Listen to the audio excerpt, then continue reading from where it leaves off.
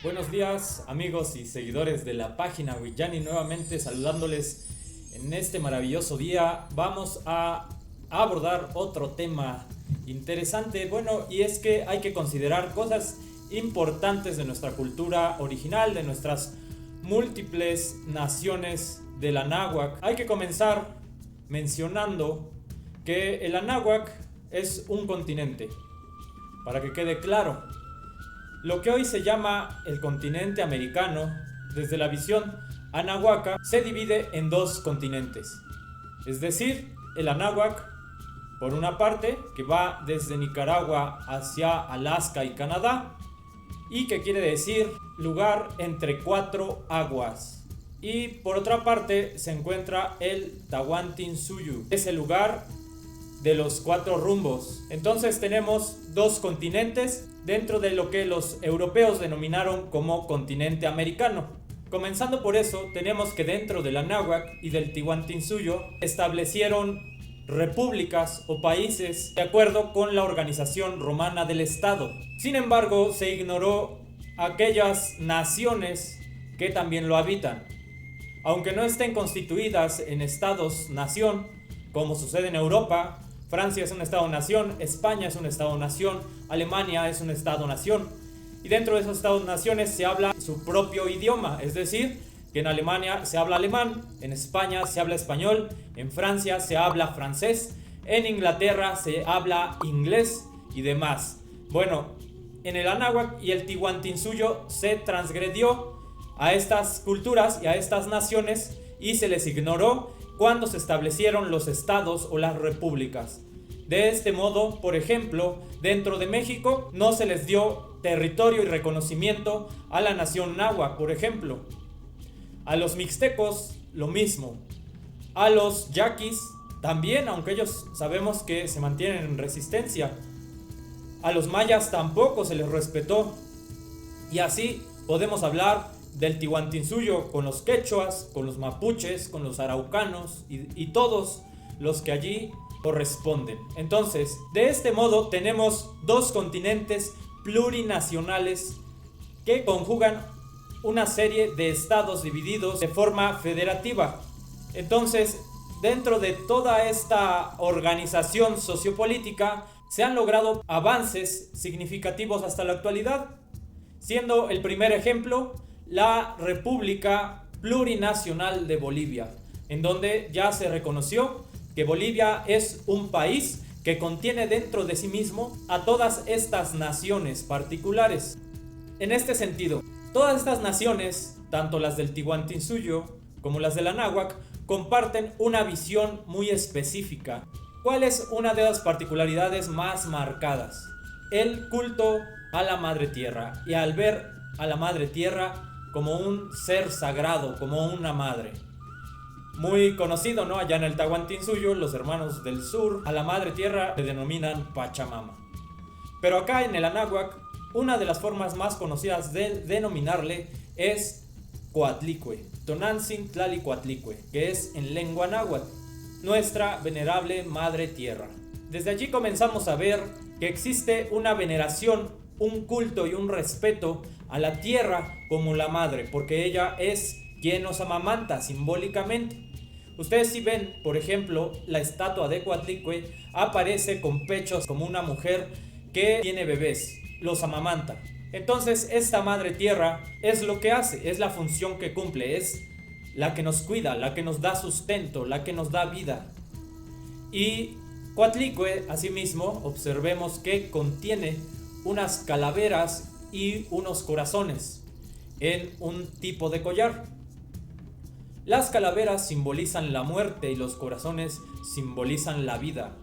Y luego hay unas manos que están dando, es decir, que la Madre Tierra da vida, pero al mismo tiempo también la inevitable muerte.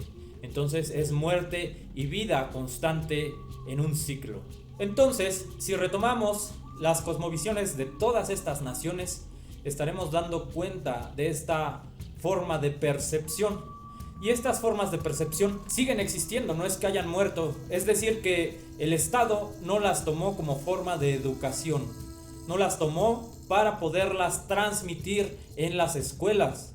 Uno de los grandes errores, porque se instauró una forma de educación occidental en el cual predomina el materialismo y la explotación de los recursos naturales.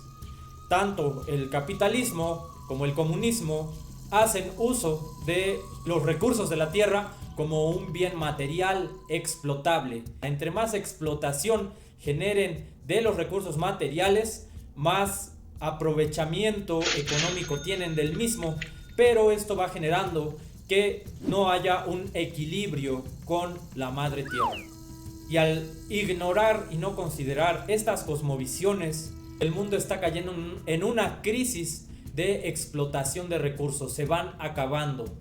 Y estamos hablando del agua, estamos hablando de los bosques, estamos hablando de un sinfín de elementos naturales que nos dan vida, y lo único que se está haciendo es explotarlos y acabarlos, contaminarlos y aprovecharlos únicamente para el ser humano, sin considerar además a otras especies. Vamos a ver lo que significa primeramente Estado. Y estamos hablando de cómo se constituyen hoy las repúblicas. Entonces, Estado significa sociedad con una organización política común y un territorio y órganos de gobierno propios, que es soberana e independiente políticamente de otras comunidades.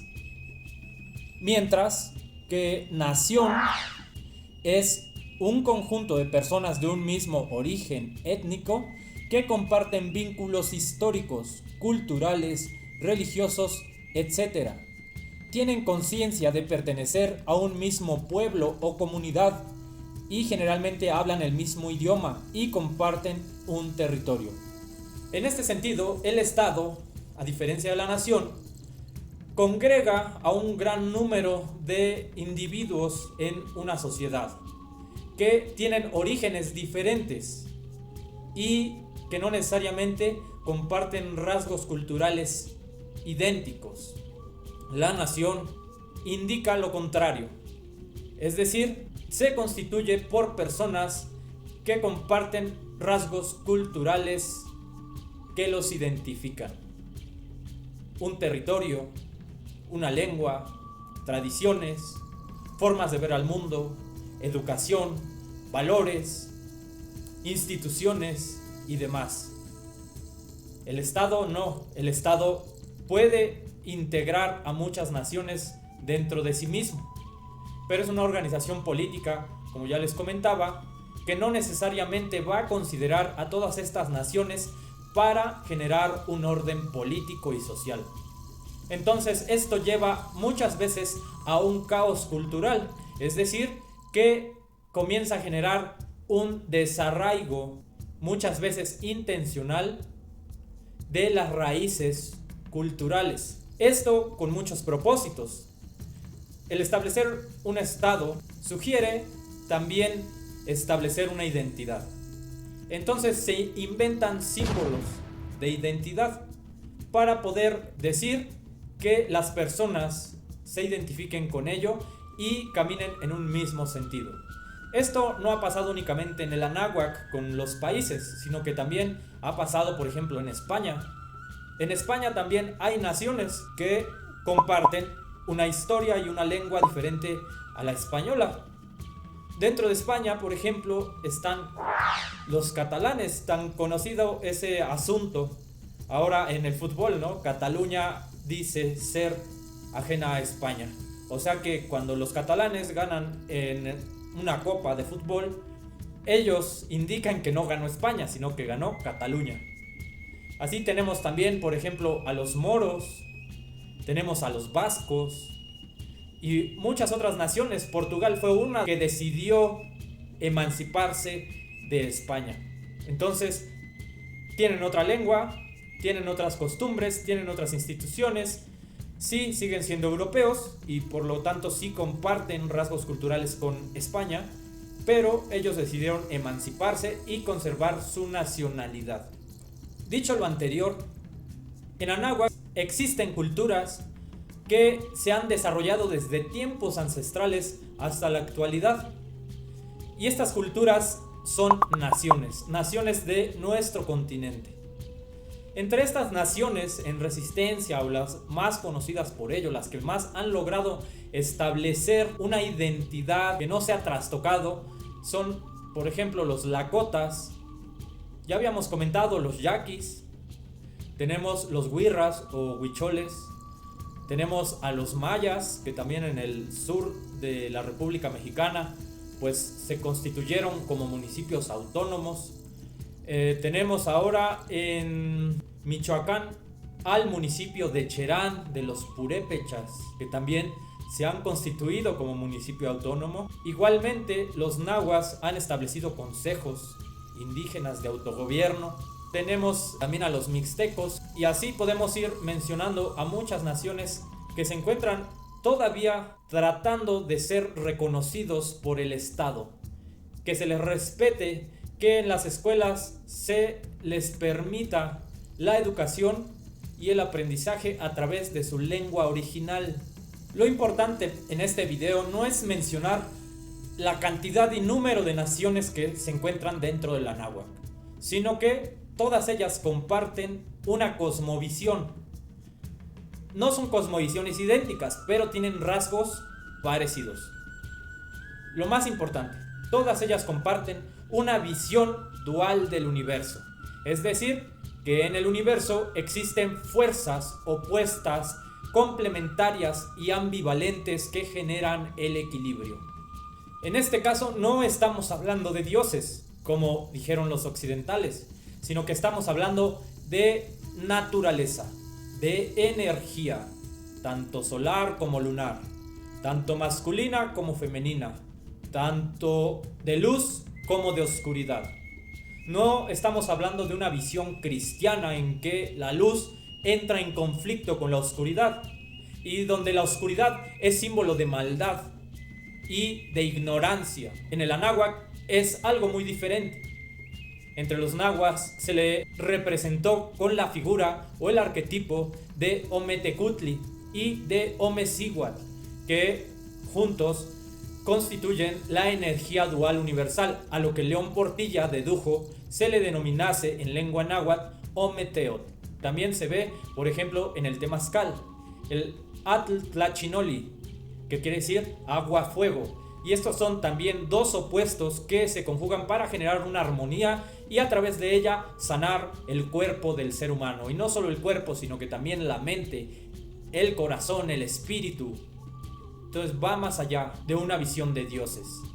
Por ende, estas dos fuerzas duales se necesitan la una a la otra. No están en riña, no están peleando, aunque pueden encontrar momentos de caos para recrearse, como sucedió con los 5 soles de la cosmovisión náhuatl. El último de ellos, muy conocido, el Nahui Olin, o el sol del 4 movimiento o 4 movimientos. Estamos hablando de fuerzas opuestas y complementarias que lograron armonizarse para crear nuestro mundo, el Tlalticpac, la realidad que hoy vivimos. Entonces, dentro de este sol tenemos estas fuerzas opuestas. Por un lado tenemos a Quetzalcóatl y por otro tenemos a Tezcatlipoca. Igualmente tenemos a Huitzilopochtli y tenemos a Xipetotec. Es decir, que tenemos fuego, viento, agua y tierra, que convergen en este mundo llamado Tlalticpac desde la visión náhuatl.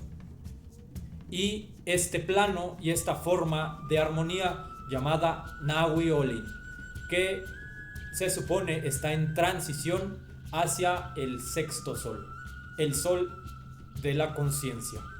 Pero ese es otro tema interesante que en este momento no abordaremos. Entonces vamos a hablar de estas cosmovisiones que se comparten. De estos dualismos que estamos hablando, uno de los más icónicos, y creo que todas las naciones de Anáhuac lo comparten, y también los del Tahuantinsuyo, es el del sol y el de la tierra.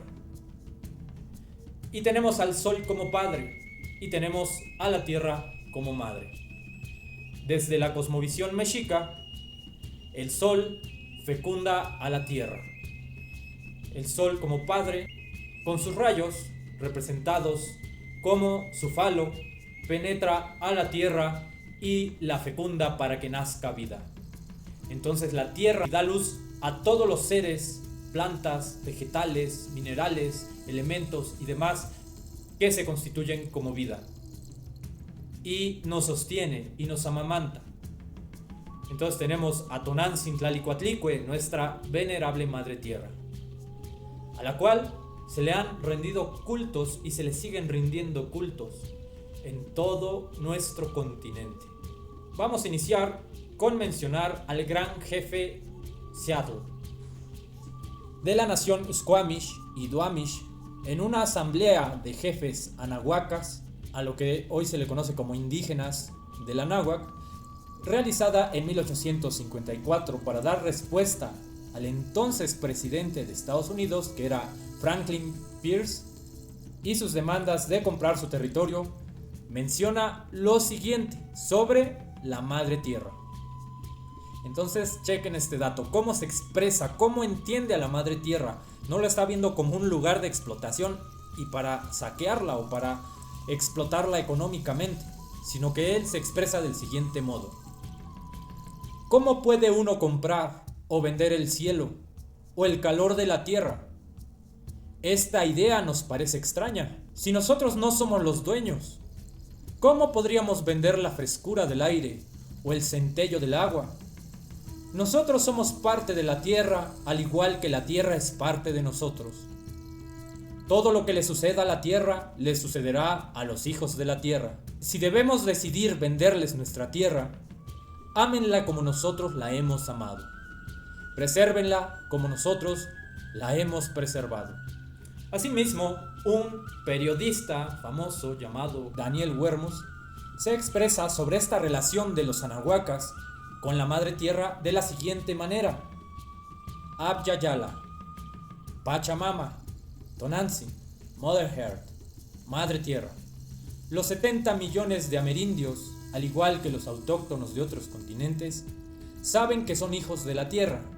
Ese vínculo invisible nace del trabajo campesino, del grado que nutre, del fuego que alumbra el espíritu de los chamanes, del niño dormido sobre el hombro de su madre.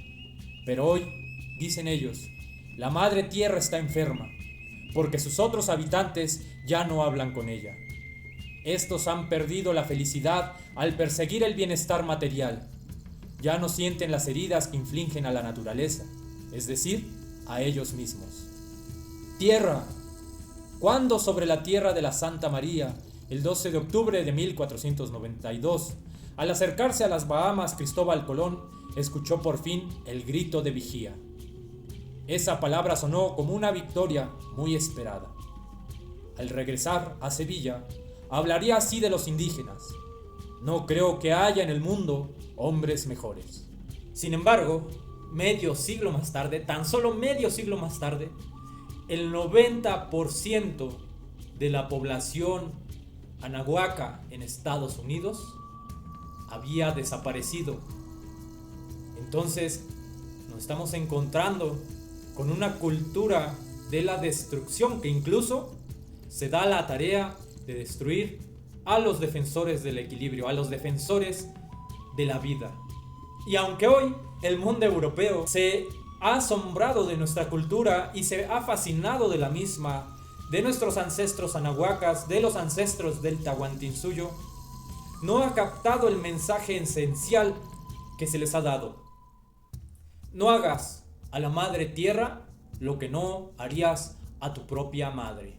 Sin embargo, aunque la cultura europeizada que se ha instaurado en el Anáhuac haya llegado a trastocar la conciencia de muchos y a enajenarnos en esta lucha por el materialismo, por tener más, por poseer más cosas, las naciones anahuacas continúan en resistencia. No han dejado de pelear, no han dado un paso atrás.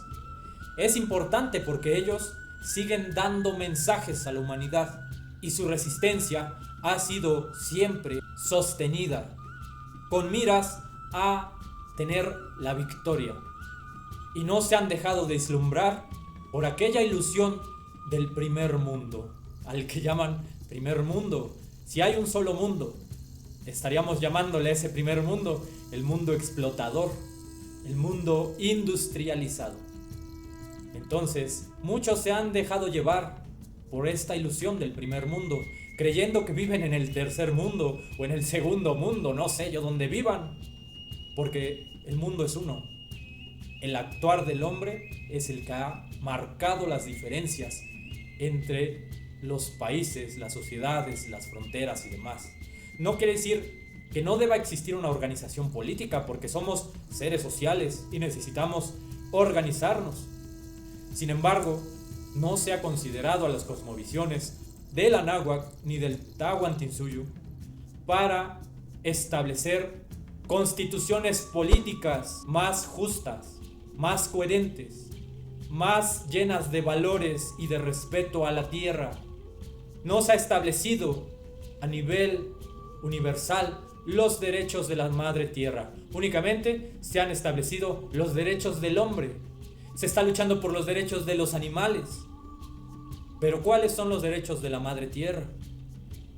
¿Quién está luchando por establecer en una constitución política los derechos de la madre tierra para poder protegerla, para poder enjuiciar a todos aquellos delincuentes que cometen con su acto ecocidio?